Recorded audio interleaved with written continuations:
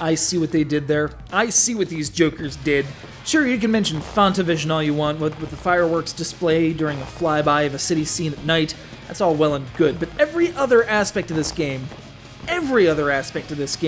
is dripping with sweet, syrupy Dance Dance Revolution nostalgia. I've needed this kind of nostalgia for a while now, but the problem with nostalgia is that you can never go back.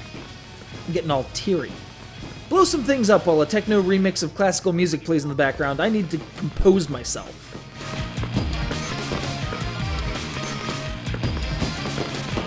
There we go.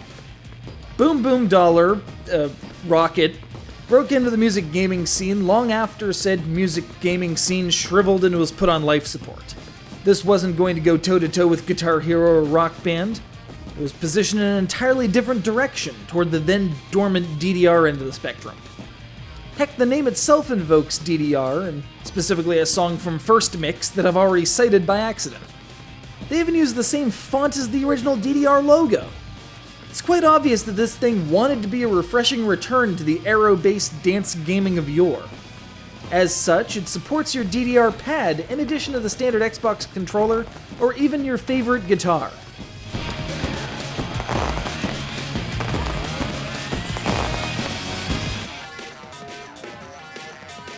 But while its range of support is admirable, I have to say this particular setup for actual gameplay is confusing as all hell.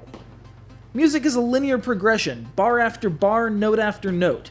That's how you can tell what order to play them in. What BBR tries to do is mix it up a bit and spread the fireworks out across the screen, meaning sometimes you have to read backward and forward and sideways, and frankly it's enough to make an experienced DDR player's eyes bleed.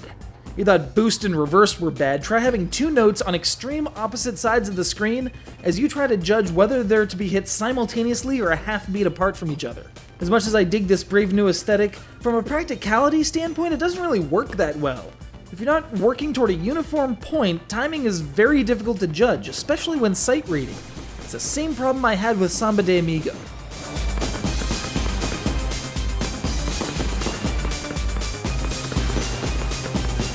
But the music almost makes up for it. Included are 10 tracks which bring classical music into the new millennium, with titles like 1812 Overdrive, Game Over Beethoven, and a downloadable 5-song expansion featuring Sting of the Bumblebee and Explode to Joy. It's not quite BanYa tier, but don't hold that against them. I'd still pick up this soundtrack as an album if it were made available as such, and then it would make me want to go play Cannondine Beethoven Virus. That's just how I roll.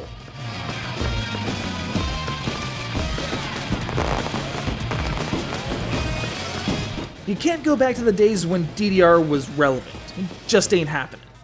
Konami managed to show up late to the genre they themselves created, whether it's their misexecution of DDR here in the States, or their misexecution of Beatmania, which I've already covered, or that train wreck they called Rock Revolution.